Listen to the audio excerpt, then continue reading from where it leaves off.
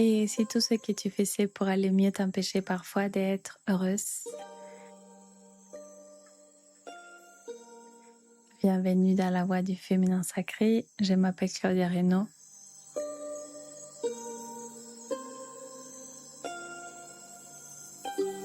Je suis coach, chamane et accompagnante du féminin sacré. Et aujourd'hui, j'ai envie de te poser une question. Une question peut-être un peu inconfortable. Et si tout ce que tu faisais pour aller mieux t'empêchait parfois d'être heureuse? Oui, tu as bien entendu.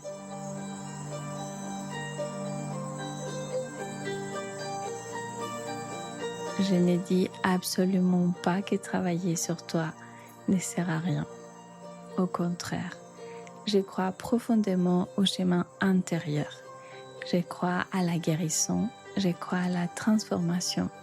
Je crois que nous pouvons nous libérer des blessures, des croyances et des mécanismes qui nous empêchent de vivre pleinement.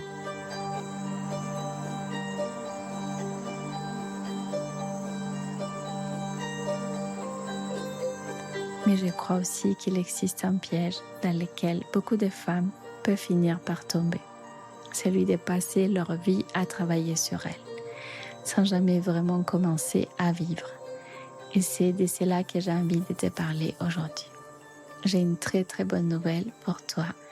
J'ai décidé de prolonger les épisodes, la série du chemin de la paix intérieure. Je sais que cela a touché beaucoup de cœurs, beaucoup de femmes. J'ai eu des superbes retours. Et c'est pour cela que je continue avec ces sujets passionnants.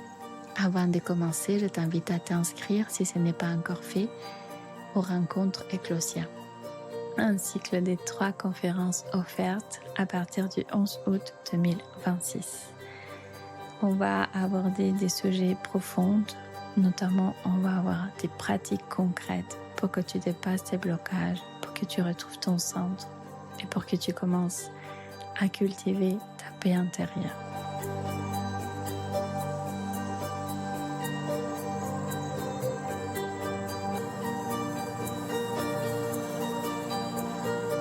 Peut-être que tu te reconnais. Tu as peut-être commencé un travail sur toi il y a quelques mois ou quelques années ou peut-être même plusieurs décennies. Tu as lu des livres, tu as fait des thérapies, tu as participé à des stages, tu as peut-être exploré la psychologie, le développement personnel, la spiritualité, tu as fait des méditations, des soins énergétiques, des constellations, des l'EFT, du yoga, du chamanisme, des retraites, des formations, etc. Tu as peut-être travaillé également sur ton enfant intérieur, sur toutes tes blessures, tu les connais par cœur. Tu connais exactement quels sont tes traumatismes. Tu as compris des choses, peut-être beaucoup de choses. Tu sais pourquoi tu réagis, comment tu réagis. Tu sais d'où viennent certaines de tes peurs. Tu connais tes schémas. Et tu sais même parfois expliquer parfaitement ce qui se joue en toi. Et pourtant, tu ne te sens toujours pas profondément libre. Tu es peut-être toujours fatigué, toujours en train de te questionner, toujours à la recherche de ce qui ne va pas, toujours à te demander qu'est-ce que je dois encore travailler, qu'est-ce que je dois encore guérir, qu'est-ce que je dois encore libérer.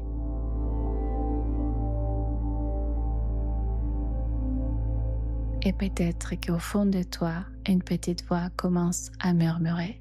Mais quand est-ce que ça va enfin s'arrêter?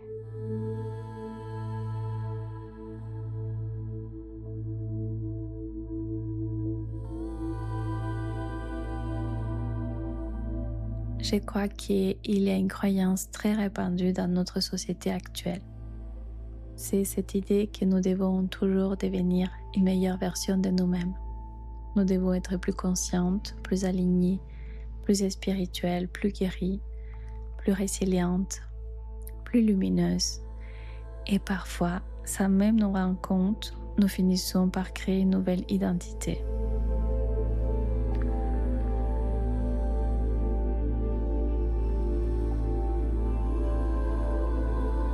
Et cette femme-là peut devenir prisonnière de sa propre quête.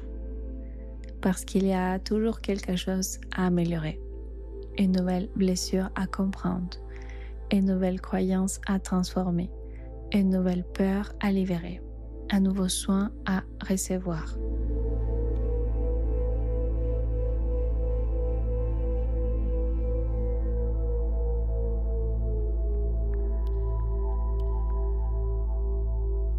Je vais te poser une question.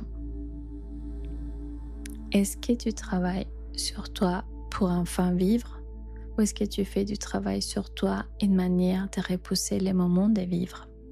Parce que parfois, inconsciemment, nous nous disons « Je serai heureuse quand j'aurai guéri. Je prendrai ma place quand j'aurai plus confiance en moi. Je me lancerai quand je n'aurai plus peur.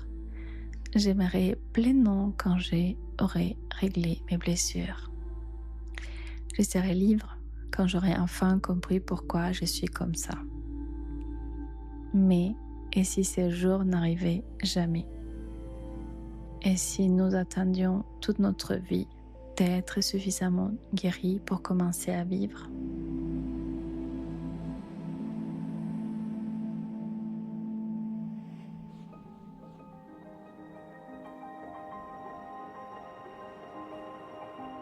Et c'est là que j'aimerais faire une distinction essentielle.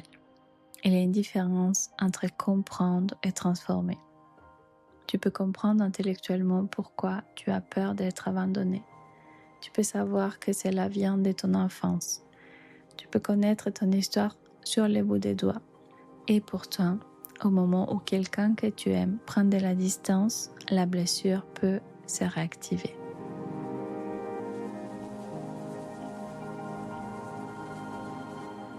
Tu peux comprendre que tu as peur du jugement. Tu peux savoir que cette peur vient de ton passé. Et pourtant, au moment de prendre ta place, tu peux te censurer. Tu peux comprendre que tu as le droit d'être heureuse. Mais quand la vie t'offre enfin quelque chose de beau, une partie de toi peut avoir peur de le perdre. Alors tu contrôles, tu anticipes, tu te protèges. Tu n'arrives pas au plus à recevoir. Comprendre, ma belle âme, est une étape.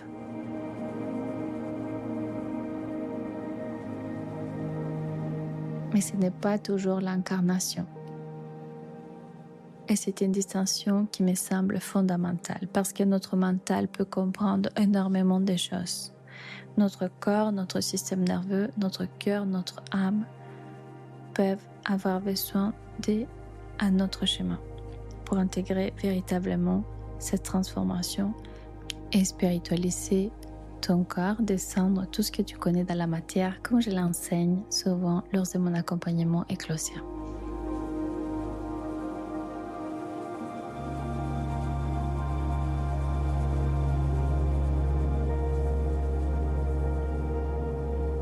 Je vais te dire quelque chose qui peut peut-être te surprendre. Parfois, le travail sur soi peut devenir une forme de fuite. Pas toujours. Et ce n'est évidemment pas le cas de toutes les personnes qui font un travail intérieur. Mais parfois, il est plus facile de continuer à chercher ce qui ne va pas à nous que de prendre le risque de vivre. Parce que vivre demande du courage. Vivre, c'est choisir. C'est dire oui, c'est dire non. C'est prendre sa place. C'est se rendre visible. C'est aimer. C'est risquer d'être déçu.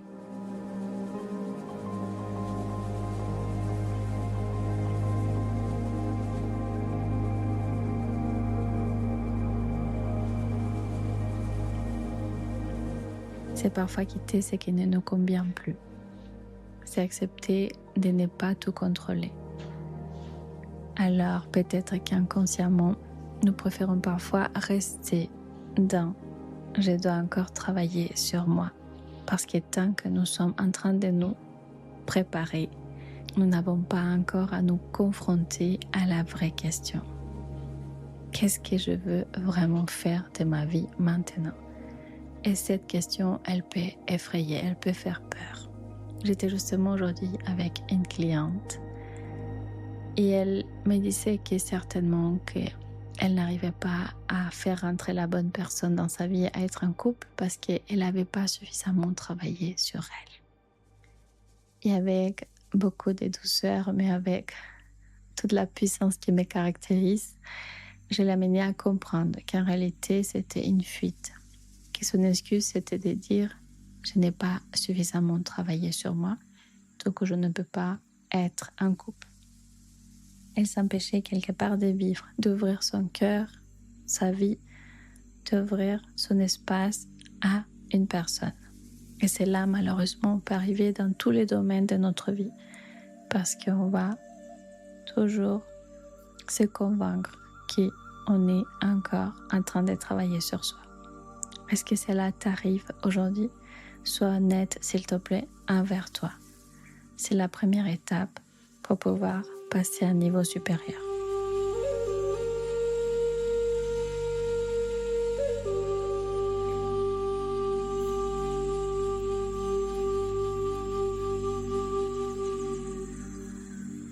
Pour moi, le travail intérieur a une vocation. Il devrait nous permettre de retrouver notre liberté, pas de nous enfermer dans une quête infinie de perfection. Guérir ne signifie pas ne plus jamais avoir peur. Cela ne signifie pas ne plus jamais être triste. Cela ne signifie pas ne plus jamais être déclenché. Cela signifie pas devenir une femme parfaite, alignée, parfaitement sereine, parfaitement spirituelle. Cela signifie peut-être simplement avoir suffisamment de ressources intérieures pour ne plus être dirigé par nos blessures, par nos conditionnements, par nos peurs. Pouvoir ressentir une peur et choisir quand même. Pouvoir être triste sans se perdre. Pouvoir douter sans s'abandonner. Pouvoir être vulnérable sans se croire faible. Pouvoir tomber et savoir qu'on pourra se relever. C'est peut-être cela la véritable liberté. Alors aujourd'hui, j'aimerais t'inviter à réfléchir à une question. Et si tu n'avais pas besoin de devenir une meilleure version de toi? Et si tu n'avais pas besoin de devenir plus spirituelle, plus parfaite, plus guérisseuse, plus consciente? Et si derrière tout ce travail, derrière toutes ces couches, derrière toutes ces peurs, derrière toutes ces croyances, il y avait déjà en toi une femme profondément libre, une femme intuitive, une femme vivante, une femme capable d'aimer, une femme capable de créer, une femme capable de choisir, une femme capable de ressentir, une femme capable de manifester, une femme capable d'être pleinement elle-même. Et si ton chemin n'était pas de devenir quelqu'un d'autre, mais de retirer progressivement tout ce qui t'empêche d'être celle que tu es déjà.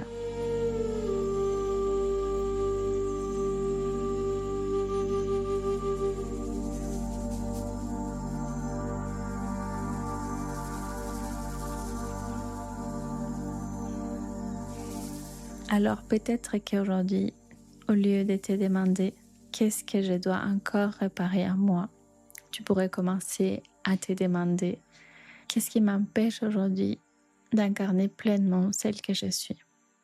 Et c'est une peur, une croyance, un besoin de validation, une peur de décevoir. La peur peut-être d'être vue, de réussir, de prendre ta place, ou peut-être simplement l'habitude de chercher les réponses partout autour de toi, sauf à l'intérieur de toi. Ma belle âme, et si ton prochain chemin intérieur n'était pas de chercher davantage, mais de revenir simplement à toi. Inspire, expire et dis-moi comment cela résonne dans ton cœur, dans ton corps aujourd'hui.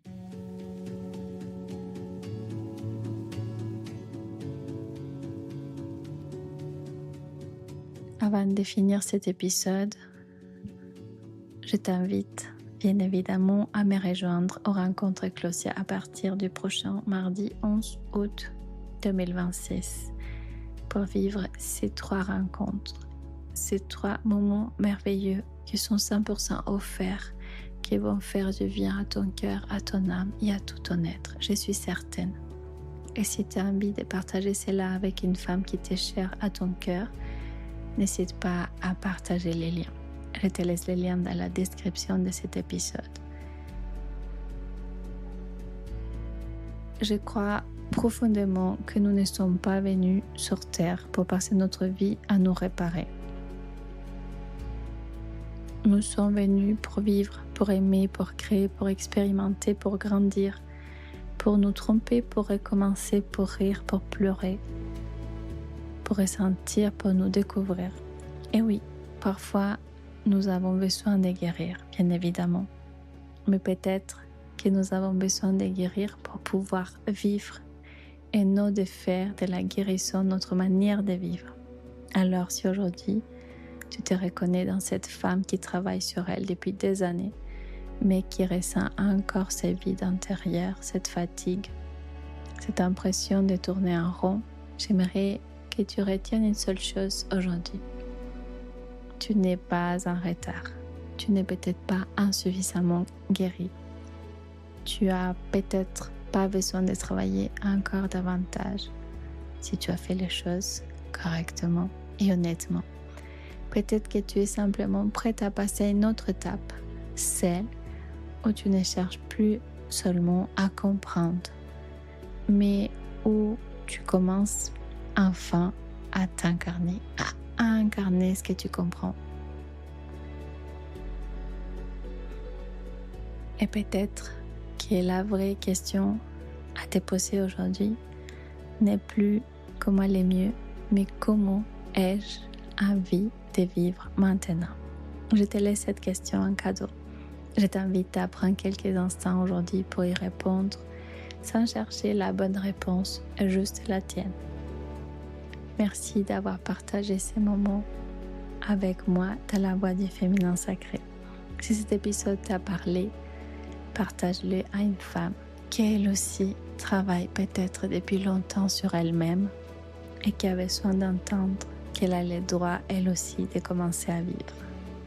Et si tu veux poursuivre ces chemins avec moi, je te retrouve très bientôt aux rencontres Ecclesia.